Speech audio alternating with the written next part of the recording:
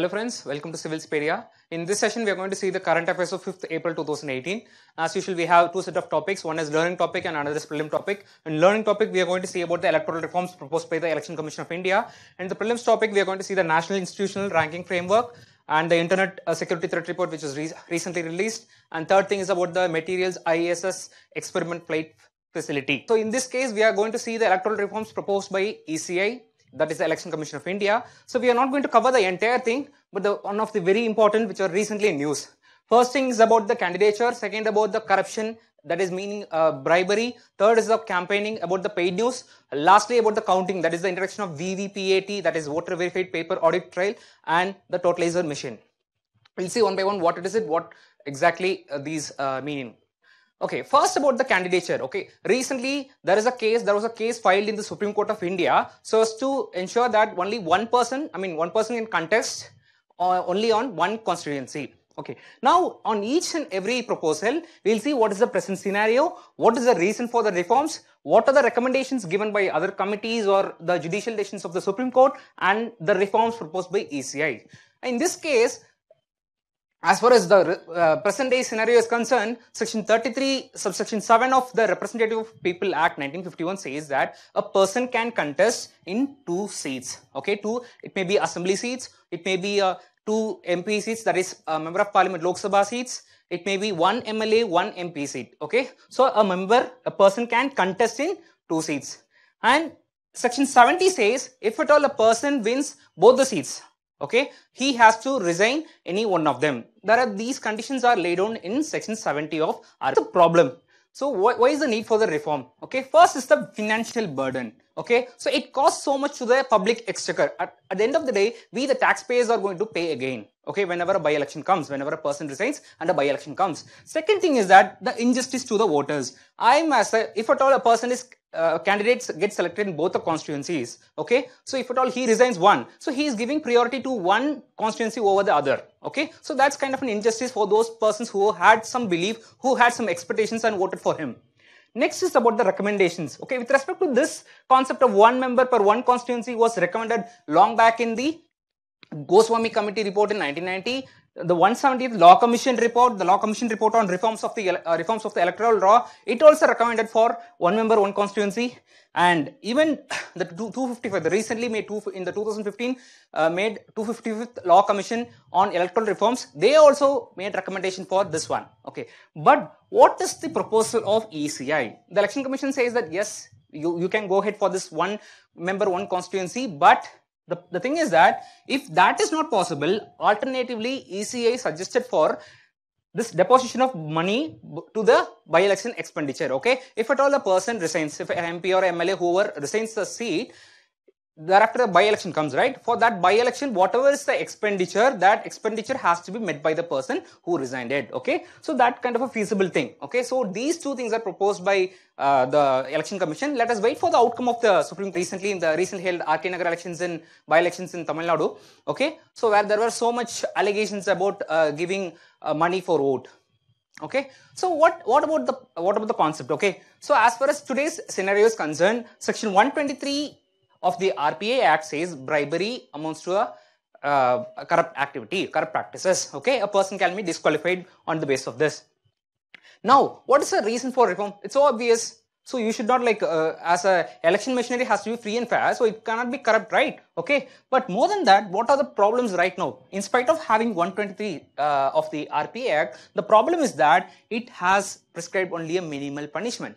And moreover, it is a non-cognizable offense as well as a bailable offense. Okay, as you mean, non-cognizable offense are those offenses under which a person the law enforcing authority can arrest only with the warrant. So whenever such complaints happen about person giving money or person giving bribe, the very next moment the ECA cannot take action. It has to wait for the warrant from the magistrate. Okay, so this takes a quite long time, within the span of which, because of this time, they take advantage and then they escape from the actions of ECI. Okay, now even Supreme Court has, in the Subramaniam Balaji versus State of Tamil Nadu, they gave a very important judgment that freebies in election manifesto, the reform proposed are that reforms amendments in CRPC section 171B and 171E, okay, under which they want, ECI want the offense of bribery, okay, as a cognizable offense, that meaning they can arrest without warrant, and secondly they want to enhance the punishment to minimum of 2 years, also giving an exemplary punishment. Okay, next coming to the concept of paid effect actually. So paid news is something like defined by the Press Council of India as a news or analysis appearing in any media for a price in cash or kind as consideration. Okay, so this as simple meaning. News, paid news means what? It doesn't look like a ad, it is a news, but in fact it is an ad.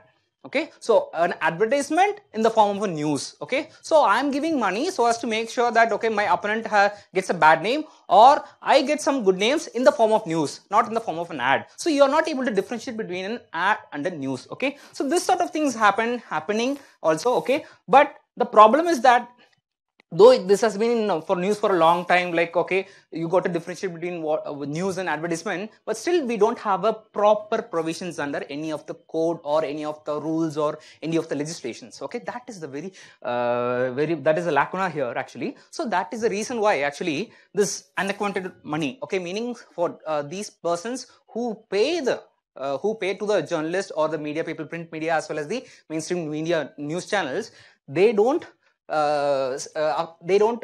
show the account which is like spent for this. Okay, and it also lead to inequality. Okay, this inequality means people who are wealthy enough, who they are able to shell out so much of money and then get something in favor. Okay, so it's kind of an uneven, it does not bring in the level playing field.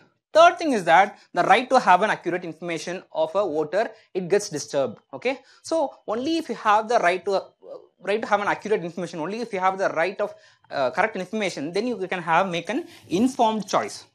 All right, only then you can choose the right candidate, right? But here you are being manipulated, like the things are manipulated, the news is manipulated. Okay, it sends a wrong signal and it gives a wrong information, thereby it affects the informed choice also. So now what are the recommendations? So even the Press Council of India, they said like paid news should be made as a corrupt practices. Even law commissioners also say that, okay, you got to go for like making paid news as a offense. Okay, now what does ECI proposes? ECI proposes to make amendments to the RPA, and they want publisher as well as the abettor. If at all I being a contestant, I am contesting elections, I give money to a news channel or newspaper, I myself and those persons who are publishing and those who are involved, abetting in a sense, those who are supporting it actually, those who are involved in that, they should also be punished. Okay, this is another thing with respect to the paid news.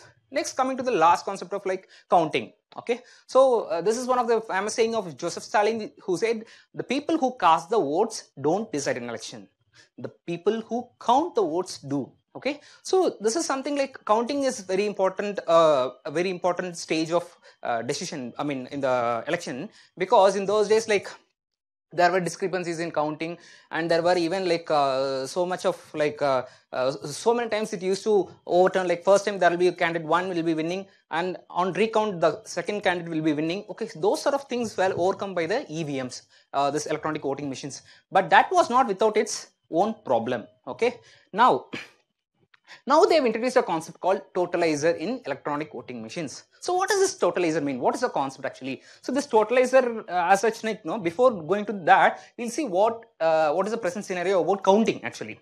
So as per the conduct rules of elections 1961, votes are counted on the basis of polling stations. You must have seen in the election results that if at all that is in stage wise, they'll be counting the vote, round 1, round 2, round 3, okay, based on the polling stations. Okay, so based on which a result is normally announced. Okay, but the problem here is that when such results, such type of counting is done, it results in victimization, discrimination and intimidation of the voters. How come?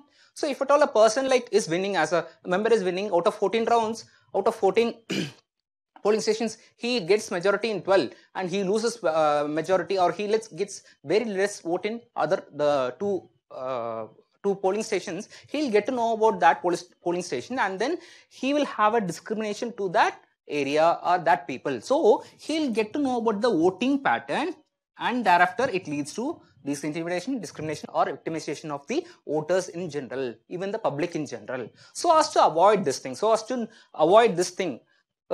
this reform is proposed. What is this one?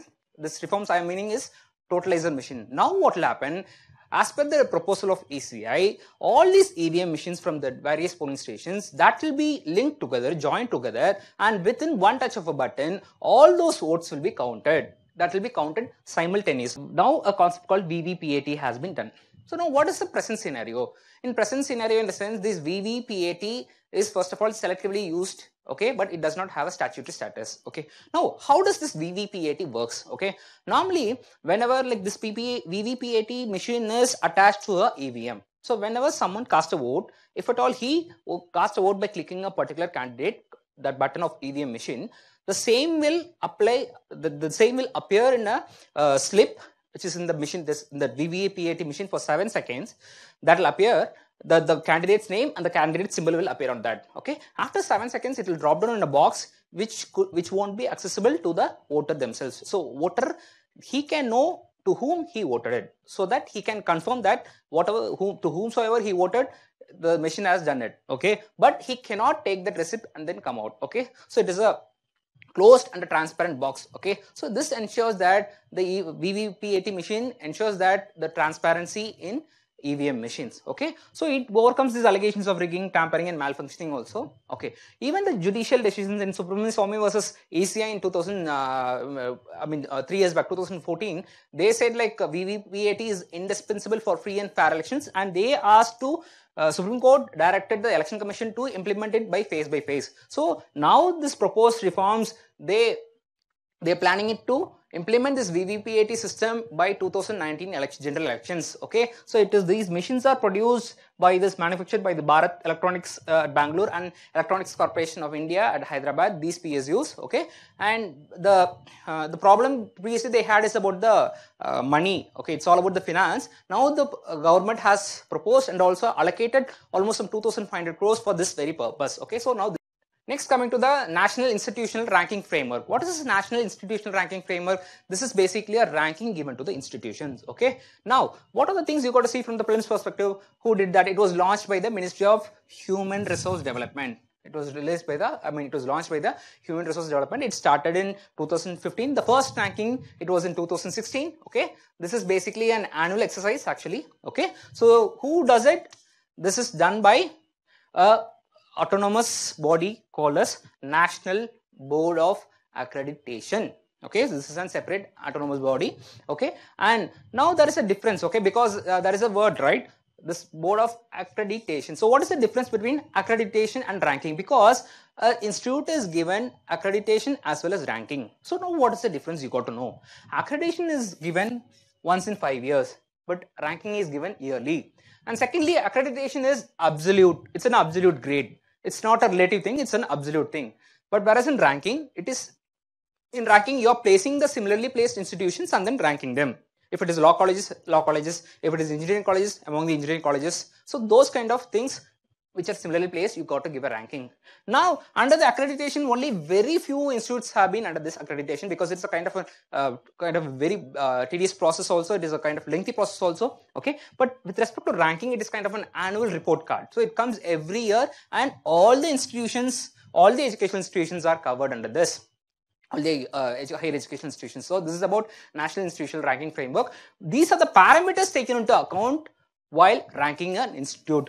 First is about the teaching and learning resources, about the professionals. Second thing is about the research facilities, about like how much a university has published, how much a college has published in international journals, newspapers, how much this university or the college has got patent rights. So all those things are taken into account with respect to research. And third thing is about the graduation outcome. Graduation outcome is about how much a person coming out of it, a student, how much money, how much salary he's getting as a median salary among all the people. Okay, those are the graduation outcomes. And fourth thing is about the outreach and inclusivity. So how many women, girls studying in that, how many people from abroad coming and studying in that, how many people from the other states, say other parts of the country, about the other communities, they are coming. So it has to be the inclusiveness matters here. And last thing is about the perception is about the peer academicians all the other academicians, how they are viewing this college. So on these parameters, on these 5 parameters, they give a ranking. So the weightage is little different. The weightage is high for teaching and research and professional practices, and next another 20 points for graduation outcomes, and least for outreach and inclusivity and perception. On base of these weightage, they give 100 marks for each, and they have even sub themes also, even subtopic subheads also. On the base of that, they'll give marks, and the weightage is added according to that, and thereafter ranking is made yearly. Okay, now coming to the Internet Security Threat Report, which was released by Symantec. Okay, so Symantec is a corporation which some of would have known, because this is a well-known antivirus manufacturing, producing software corporation. Okay.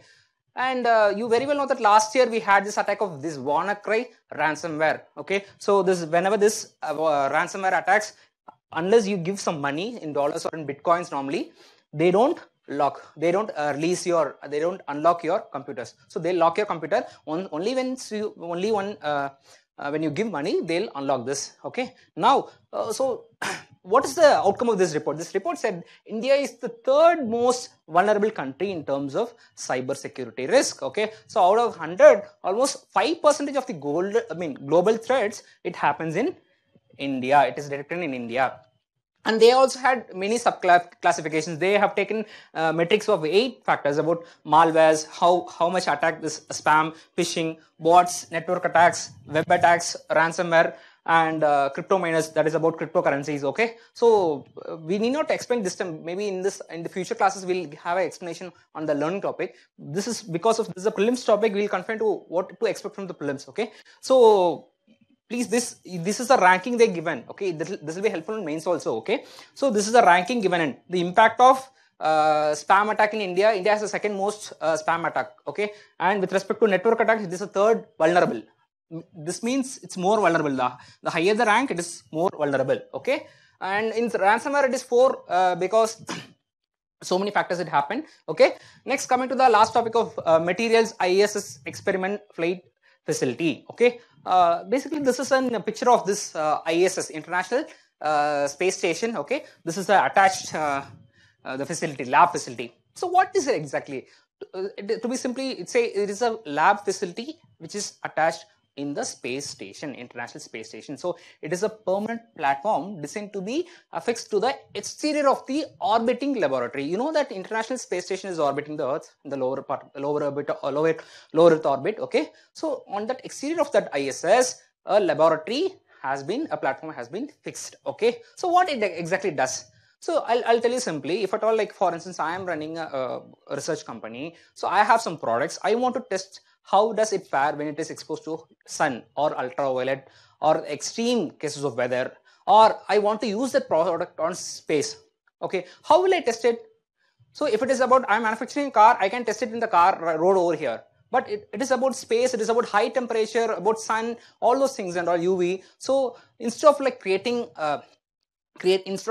an scenario environment artificially here, I can instead directly go to the International Space Station's this established laboratory, MISSEFF, that laboratory. Okay, so this is basically a commercial laboratory which is orbiting in the low Earth with the ISS. As simple as that. Okay, so it offers, what does it is advantage? It offers private researchers and scientists the ability to test materials, conduct technology demonstrations, as I already said. Okay, so what can be the materials? Materials that are regularly exposed to sun and weather, or which is intended to be used on spacecraft. Okay, now who developed it? These are the questions which you can expect in the prelims actually. So this was developed by Alpha Space in agreement with NASA. Okay, so this was launched. This was the satellite name is SpaceX Dragon, and the rocket's name is Falcon 9 rocket. Okay, this is the one which took all those experiments. This is a kind of a commercial thing which took recently, and it also took additionally the things required for ISS also. Okay, here the couple of days back something was sent, and this had about researches about human body, plants and materials, etc. Okay, and that's it for the day, guys. So if you have any doubts, clarifications, and if you want to have any future like further topics to be discussed, please put on comments. Thank you.